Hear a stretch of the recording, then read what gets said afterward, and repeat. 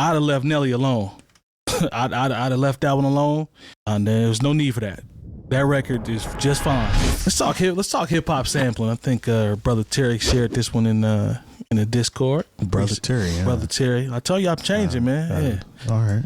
Yeah. So the headline on OK Player says, "Has hip hop sampling gotten lazy?"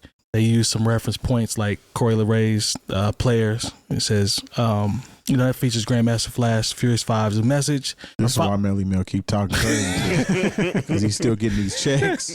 No, the Robinson family is getting those checks. Well, never mind. Thank you. Her follow-up, Make My Day, flipped 𝐀𝐁𝐎𝐿, Pump Up the Jam. And then they mentioned Jack Harlow's First Class. That's a Fergie joint. Called Glamorous. Nicki Minaj, Super Freaky Girl, which was obviously Super Freak. Rick James, Saucy Santana's Booty, which was Beyonce's Crazy in Love. And NLE Choppers is Getting Hot, was sampled, obviously.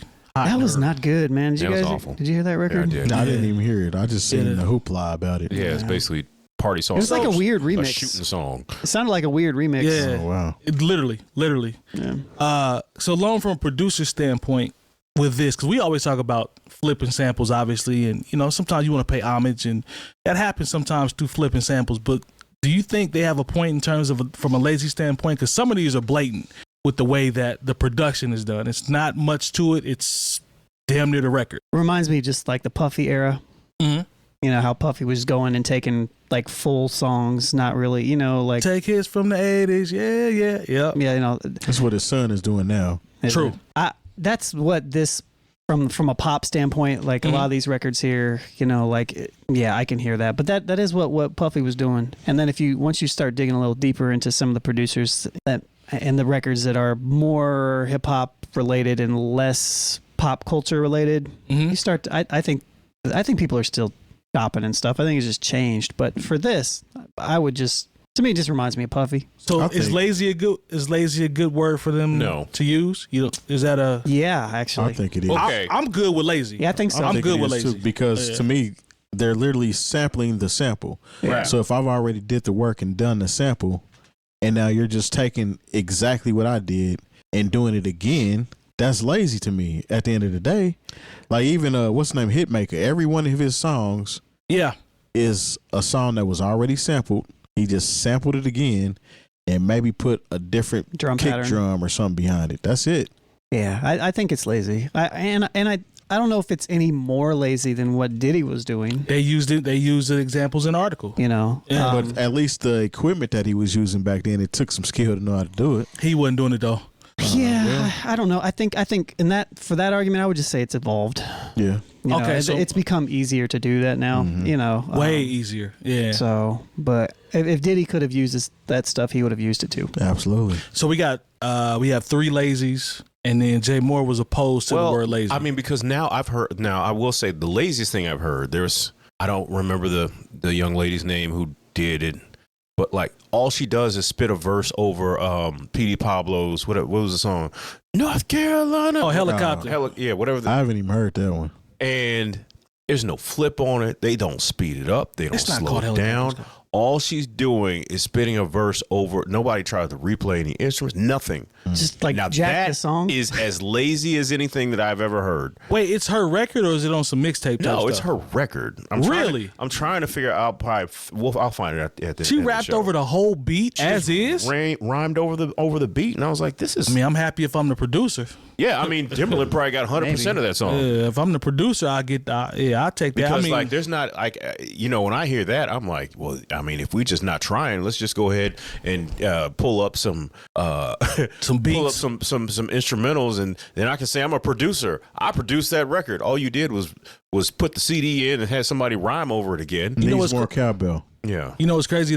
Whoever said artist is, and there's somebody that's credited as a producer. Yeah. For that. I don't know who it is, but with her somebody recorded her, mixed and engineered it around that old beat. Probably chopped it up. Probably had to still chop it up to loop it correctly. Yeah. I guess that's the that's the production. Yeah, But somebody sampled, back that thing up. Yep. But that was an original composition by Manny Fresh. Sure was. Which means now he's getting a check for. Now people are sampling his catalog. Well, I don't because he did sell part of his catalog. that's true.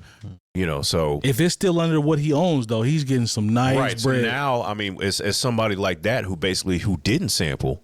Now we're just in that era to where, okay, the songs that we loved originally are just being like, I heard somebody redo, I think it's The Weeknd in 21 Savage. I don't want to know. Yeah. That song's barely 20 years old. Yeah, somebody did that. But if you think about it, the songs that were getting sampled when we were kids were around that same age. Yeah, that's You true. know what I'm saying? It's just we looked at it like it was older. But Yeah. technically, some of the stuff was actually newer. And some of the stuff is getting sampled now. Like we think in my mind, I always 20 thought some years ago. Yeah, in my mind, I always thought that In Between the Sheets was like the 70s. That was the 80s. Yeah.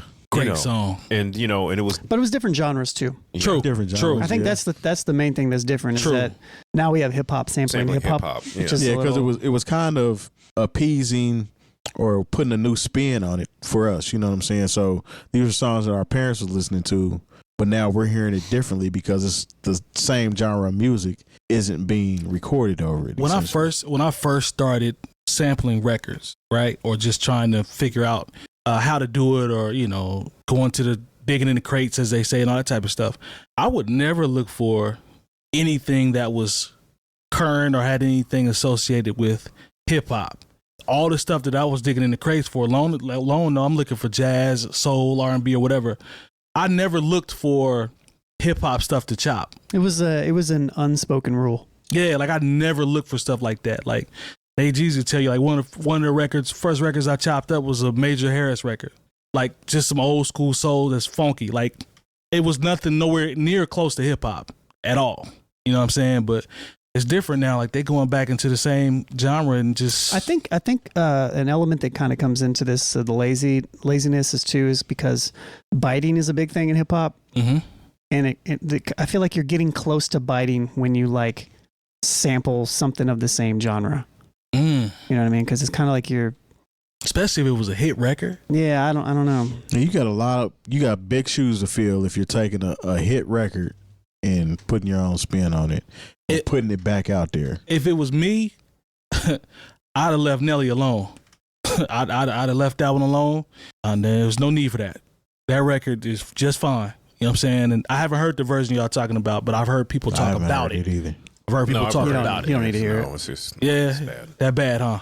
Yeah, it's not worth listening Once to. again, but an original composition by Pharrell. Yeah. Or the Neptunes, rather.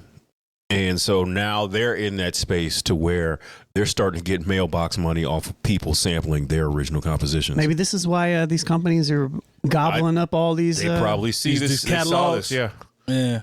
Because if I'm going to snatch up somebody's catalog, I'm definitely going to look at getting Timberland and Pharrell, because they and Manny. Manny. Kanye. Yeah, because they didn't sample. Kanye, you got to start splitting that pie up. Yeah, that's true. You really got to split his pie up. 3 and 4 samples. Yeah, you got to split that up.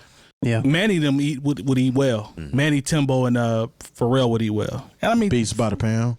I know how y'all feel about a lot of that was they was sampling stuff that was still on the radio. Well, some of the stuff was original. That's actually good. They KLC had a lot of original stuff. If your fans only knew was on the radio like maybe 6 months after, if your girl only knew. That was a great album. True to the Game was great. I don't care what nobody said. Is that the first? That's the one where they three ski masks on the cover. Oh, that's the one with Swamp. Yeah. Okay. You know what I'm talking about, Long. Swamp Aggin. Swamp. Nope. Swamp Aggin. Swamp Aggin. Swamp Aggin. That was a great song, man. I'm sorry, Swamp Aggin. Great. Just turn that off. It's great. Jumped in my cutlass, rolling up. Hey, that's Man, it. I got a certain appreciation to certain music. Because where you was at. Not only that, but having a stereo in your car. Yeah. Oh, okay. So you was riding good. Man, when you got some nice speakers and everything sound good, Jay Moore, I'm telling you, man, you turn that you'll thing. let it in. That's the only reason why I liked a lot of Cash Money stuff back I'm then. telling you, it It used to sounded beat. great. I like Cash Money, and I didn't have a speakers. nice stereo. I liked Cash Money.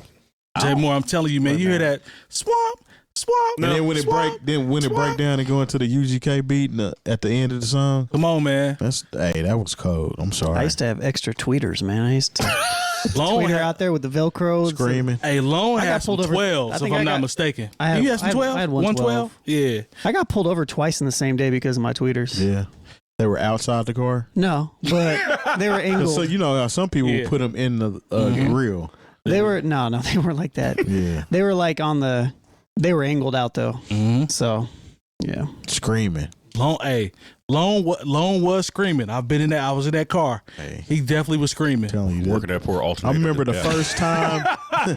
first time I put Chronic 2001 in my car. Oh man, I was like, damn, I think this is crazy.